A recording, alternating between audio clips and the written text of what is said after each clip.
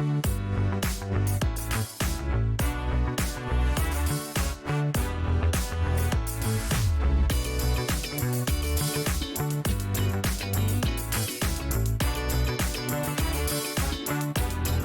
everyone, welcome to Keys and Convos, and I am your host, Larissa Cable. This is my first episode, and I'm not going to lie, I'm a little bit nervous, but I'm also really excited.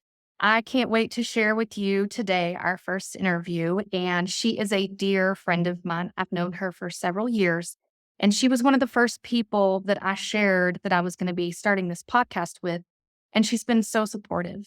She started a podcast a little over a year ago, and so I went to her and she was just so open and willing to help me and support me. And that has just meant the world to me. She didn't hold anything back as far as knowledge. She just helped me with many things. And just like I said, she's been so supportive along the way. So obviously, when it came time to be picking the people I wanted to interview first, she was the one I knew that I wanted to talk to first. So today, my first guest is Miss Kristi Lowe. She has been in real estate for quite a while, and she's got some experience, and she is just blossoming all over the place with all different things. So I can't wait for you to hear her story and just to learn more about her. So without further ado, Miss Kristi. Kristi, thank you so much for being on here today. Yes, I'm so excited to be here. This is so exciting. Thank you. I knew immediately when I started this, number one, you were the first person I wanted to talk to. And just seeing your journey and what you've done. And I want to talk about that in a little bit, if you're okay with that, as far as podcast and what you've done. And to me, though, as I've known you for, I don't know how long I've known you. I don't know when I didn't know you. Oh, what was that? Do you know what I mean? Those Yes, people in your that. life, you just don't know when I did. I don't know when I didn't. Yes, I love that. Yes. Yeah. And so I just so much to have you here because you've also been so instrumental in being encouraging about this, giving me advice, direction, and you're just a calming voice.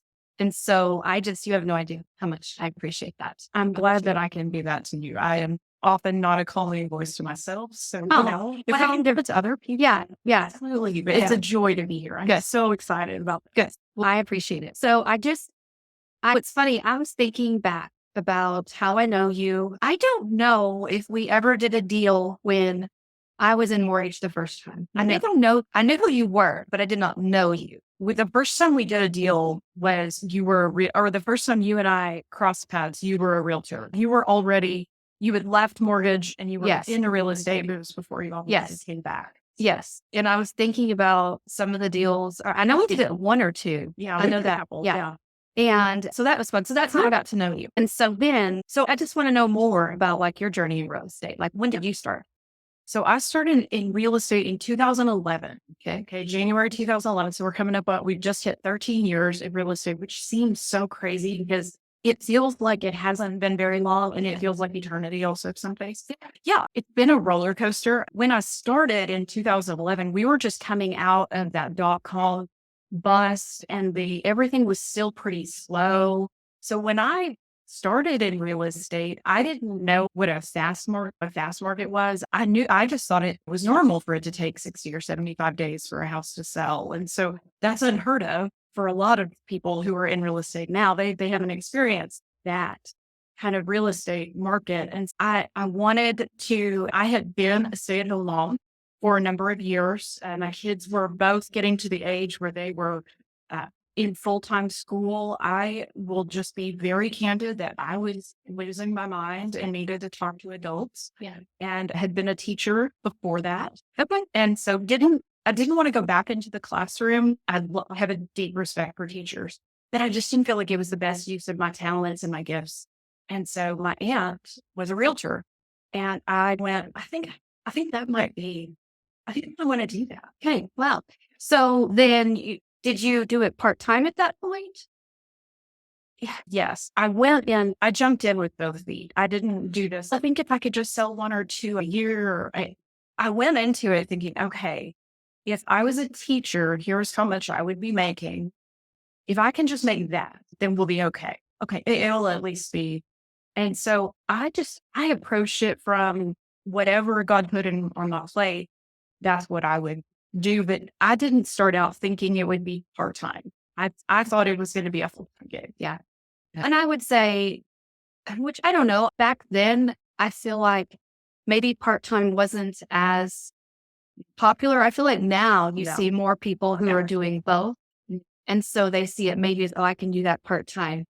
I feel like though, even if you're trying to do it part time, real estate it's a full time gig because you're always having to do something. And so it really is, it can become full time very quickly. It did. Yeah. Blessedly. I just remember the first people that said, "Hey, will you list our house?" And I was like, "Oh my gosh, I'm going to have a listing." The first person who takes a chance on you when you buy and when you sell, they just leave an indelible mark. They do. On you. They do. And so my first buyer was actually my husband's boss. Oh, So no pressure back then. We're still really good friends. Yeah. So it's been great. But I just remember when I was showing him houses, how nervous I was like, what if I screw this up totally? But it worked out just fine. That's awesome. Yeah. So here's one thing. I was listening to your podcast this morning, actually, before I just wanted to prepare my mind and everything. And I was listening to the one with Jen, the one from it was like the first week in January when John Kidwell. not Jen. Oh, yes. I Oh, listened to that. And one of the things he was talking about is being a leader and how you were talking about this. Yeah. I didn't know that you were such a big personal development junkie, but that doesn't surprise me. But he was talking about being a leader and how you're always a leader. And I feel like for me that being in real estate, you think you're selling houses and you're selling houses, but you're learning so much more than that. It's the conflict resolution, the hard conversations. That's how I learned how to have hard conversations. Absolutely. Yes. And how do you view that as far as being a leader? To me, real estate just gives you such an opportunity to learn leadership skills. Yes. And so I have a podcast that is actually a faith-based podcast has nothing to do with real estate. But on the podcast, I had this guy named John Kidwell, and he's written a book about servant leadership, which really speaks to my heart. And I think most of us that incorporate faith into our job and just how we approach work. And I think that you as a leader are, I'll back up. Let me say this. Some of the hardest lessons I learned in real estate, especially early on, were because of my lack of self-development. When I can remember early in this, I'm burning a bridge or getting fired up over something that I didn't need to get fired up about. And I look back at the personal growth I had to go through to mature me. I believe 100% that if I had not decided, okay, I got to grow up. I've got to. So some of the early lessons I learned, just like what you said. Yeah. Some of the things I have gone back and apologized to people and been like, listen, I was young and dumb. Yeah. And I really do. I'm really sorry for the way, because there was one realtor I remember that he is a good man. And he and I had done we do a couple of deals together. I swear it's like once a year, at least we do a deal together. And I remember like the first one, and I was just a little snarky, snipey thing. And I'm sure I thought I knew it all. I did think I know it all. And I now approach transactions with such a different heart because I have learned this is about working together. It is not, we're not against each other. We've got to figure out how to work together. Yeah, I definitely agree with that. I feel like when you can make it a win, that's when it's just when that's the way it's approached. Oh, yeah. Okay, so what's one thing that you feel like most people don't know about real estate that they just, I'll tell you this. I feel like there's a couple of things. The first thing is I think people think we look at houses all day long. I wish that's all I did. I wished I got up with the California shows where they're always at some $4.5 million condo. And selling Sunset. Yes. Yes. That is such a my gosh. poor portrayal of what realtors actually do. Yes. And the other, I think, that people don't know is how much we are involved in all the way from the very beginning of the transaction all the way through. And we're the glue holding people together. Yeah. Because you have very stressed out individuals on both sides of your transaction. I've used the analogy before that it's like the concrete between the highway, like the divider on the highway.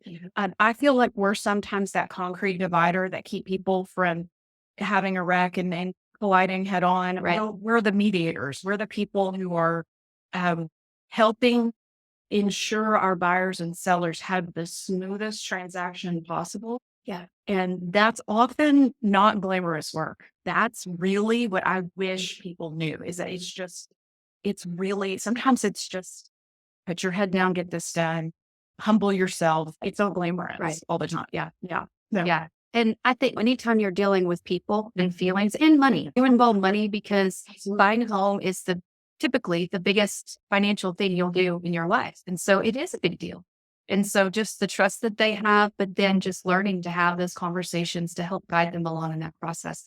That's why it's so smart to just really hire someone good and who's really going to be watching out for you. Yeah. Yeah. Okay. So who would you say in your career has been the most influential person for you?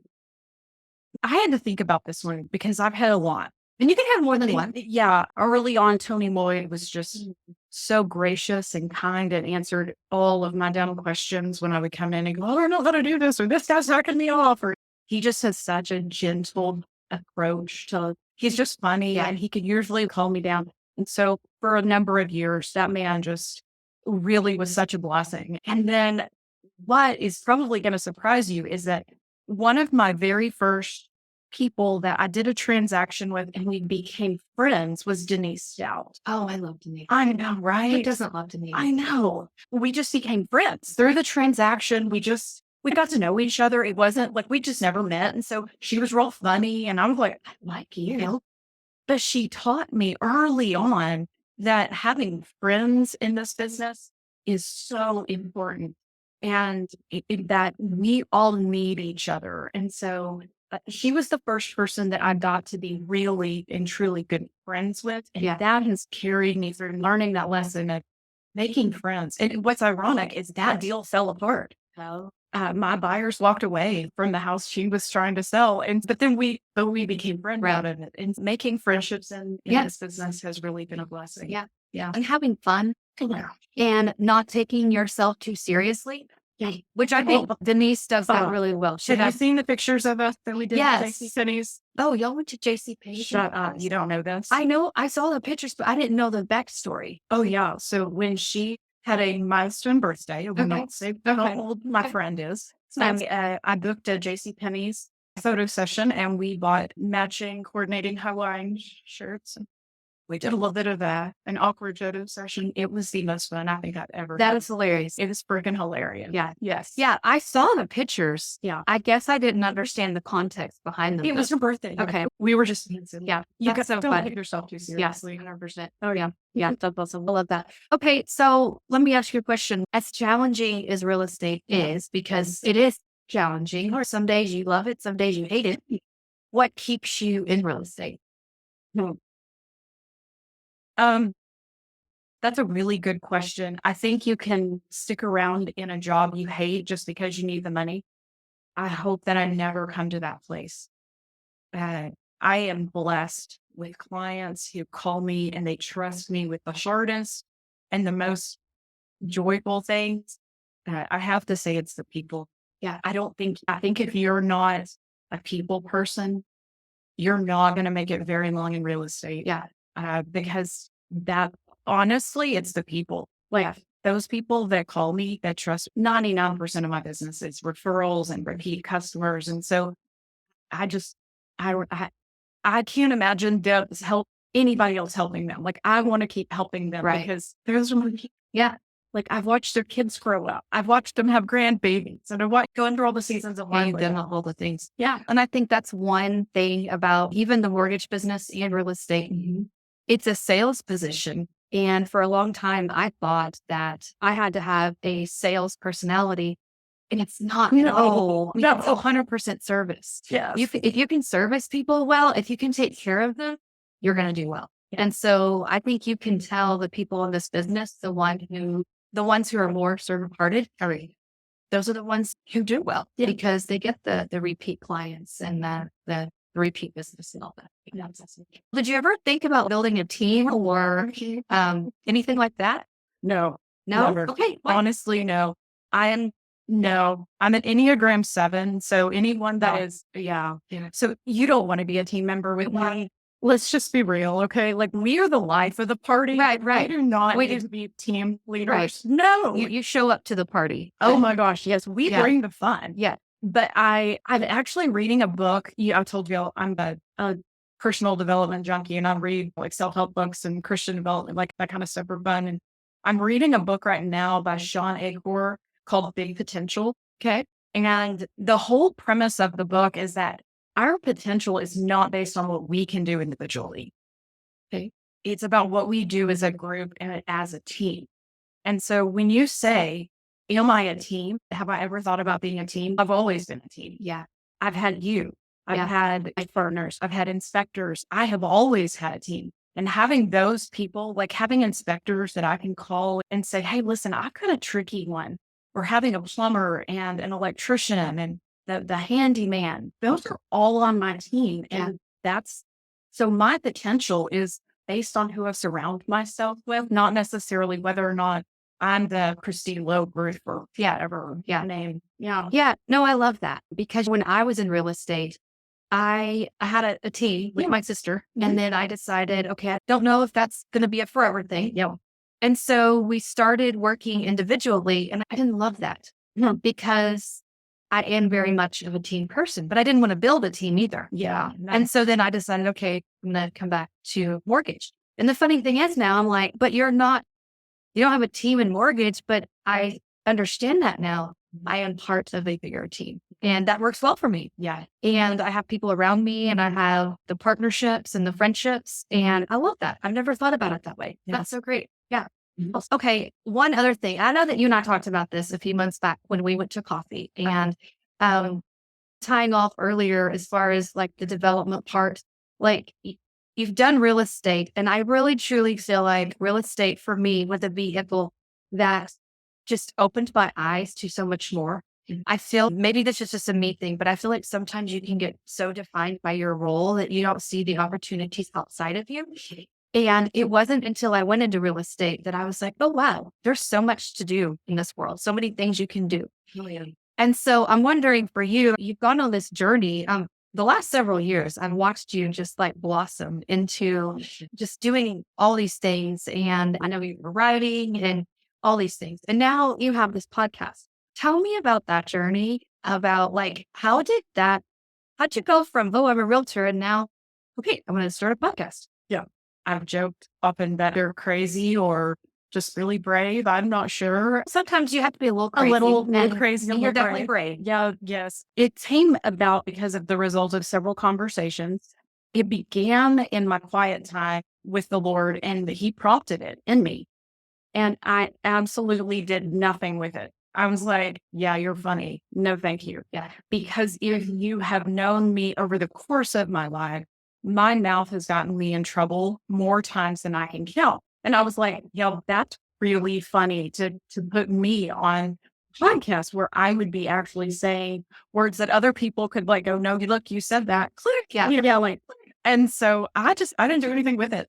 And a couple of weeks later, a friend of mine, we were in Bible study, and she just in the middle of I had led a group for a number of years, and a friend of mine, trusted person I know is in the Word, and she just looked at me across the table and she said, I think you need to start a podcast. And it just came out of left field. And went to my husband and just talked to him. And I said, hey, listen, this is what I'm thinking. And he is a very mild mannered, low risk person. Like he knows me and he knows I'm pretty willing to try a lot of things, that this really scared me. Yeah. And I said, this is what the Lord showed me. This is what my friend said. What do you think about this? And he was so filled with peace. And he just said, I think that this is a yes. And it was scary. And I honestly, when I said yes to the Lord, I really didn't know what I was going to be doing a podcast about. In fact, my initial gut reaction was, oh, you want to do a podcast? I'll do a podcast about real estate. I can talk about real estate all day long. That's great. And God just kept going, no, we're going to go a little further. Yeah. No, we're going to, and every time and so I had to sit with him. Well, probably, I'll say this. And that was in February of 2022. Began praying about it. I ordered the equipment or had everything ready to go. And it just sat there for about 5 months. And series of events, God has to get me alone sometimes. I'm so easily distracted. He knows if he can get me alone and quiet and still, if I can ever sit still, I can hear him, clearly. But sometimes I run real fast because I'm like, hi, you can't avoid. Yeah, I'm like, yeah. And so that getting still with him and coming to that place of realizing he had as a bigger story he wanted to share. And it came from your saying, oh, I'm seeing you bloom and I'm seeing you come to these things. But what a lot of people don't know is that in 2016, my world just personally and my family of origin just fell apart at the seams. It was just a really dark place for me and as a person. And so I've had to go through a really hard place personally, privately, and to get to the place where I can trust God. Yeah. And I know this is a mortgage podcast, but he had to bring me through that. So what you're seeing now is really because I had to go through a lot of things privately that you learn so much through. And then you begin to realize that everything that you go through has purpose and is for his glory. And so you just begin to realize you're holding more for this. And I knew that if I had gone through this dark thing and I had to deal with the things that we had to deal with, if he had been faithful to me through it, I knew that he needed me to show hope to other people. And so he planted this seed of sharing people's stories of how God had showed up in their lives. And the rest is history, I guess they say. And yes, this is a real estate and mortgage podcast. However, as we know, everything works together. And that was one of my goals was that, again, real estate is a vehicle. Yep, it is. And we are all human. And we all have such a backstory of why we are where we are, why we do what we do. And it's all related. And so I love that. And so I'm just grateful for your openness to your obedience to do what you're doing, but to share with people. Because I think even in real estate, when you're working with people, like people need your encouragement. The world is so broken. The way you're able to influence each other. I can't tell you the people that I've worked with in real estate that I have been made like a hostess in their shower. Didn't even know hostess in their shower, like all these things, all the connections. But I think that's the way it's supposed to be. It is. And so I'm just grateful to have that little part and then to see other people also living in that fullness too. And so I absolutely love that. Yeah. So where do you see yourself then in 5 years? With this podcast, with your real estate? What's your future like? Oh, no. You mentioned I've been writing for years. I love to write. It's the way that God and I process things a lot of times. I'm writing a book right now that's I've written 2 books, never published either of them. They were more privately written with he and I, and that was totally okay. I think they were practice manuscripts. I don't know. I get that. Writing one now that I have the intention of that's publishing. I don't know. I love real estate. I love helping people. I suspect over the next few years that I'll continue to help people and every person that God puts in my path. I see real estate a lot the way that my husband and I approach a lot of things in life is that we just keep it all empty hand, like open handed. Right. And he put real estate in our life. He can leave it there as long as he wants to. He can take it away as long as he wants, whenever he wants to. And we just approach it from the perspective that every day is a gift. Yeah. Every client is a gift. Every opportunity I have to serve other people is a gift. This is ministry. Being in real estate is ministry. It really is. And as a believer, we don't leave our Christianity at the door when we walk into the room. And I would say, I think that's also one thing that's really misunderstood too. Yeah. Is that the general public, they think you're just going to sell their house for them or then help them purchase one. But I don't really think they understand the opportunity that we have. And maybe after it's all said and done, especially if it's been a tough transaction, relationships are formed and all that. But I don't think the general public realizes just how much of a ministry it really can be. And how many times I prayed with my client. Yes. Yeah. How many I watched it. I knew one that was on the verge of going into foreclosure. you meet people sometimes in their hardest places. Honestly, I can't imagine trying to do real estate if I wasn't a believer because I don't think I would have made it. I've seen him just show up so faithfully over the years. And so, yeah, he's so gracious to me, but I can't imagine. Yeah, sorry. I just can't imagine. Yeah. And I did one time, this is the only time where this ever happened to me. I actually had a seller pass away during the transaction. Oh, Yeah. And so sorry. oh, yeah, it was so sad. And I'm great friends Sure. now with the wife and the daughter still. But what a special opportunity to walk alongside with someone. And so you just, that is very humbling. Very humbling. Yes. Yeah. I just thank you so much for being on here. Oh, And I love watching you shot. I can't wait to see what things look like for you because I feel like there's still so much out in store for you for what, that goes both ways.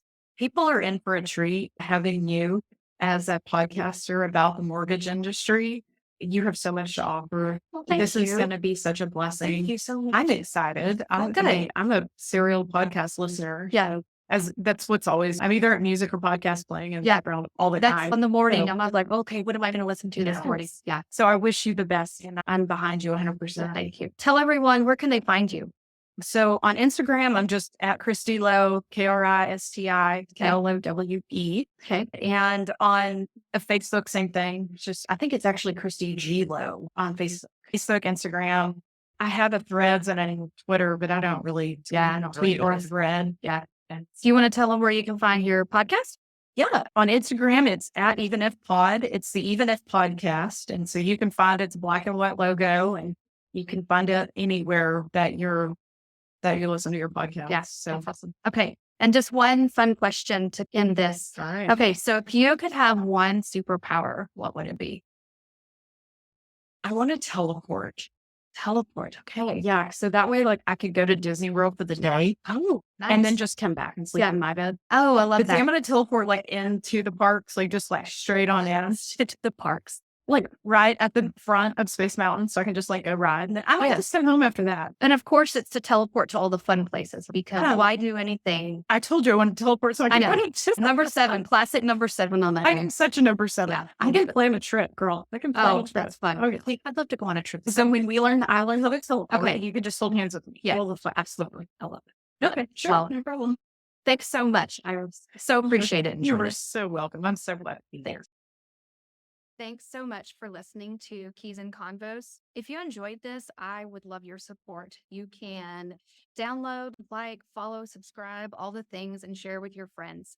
If you're a realtor or someone in the industry and you would love to be a part of this, let me know. I'd love to talk to you and visit. Thanks so much.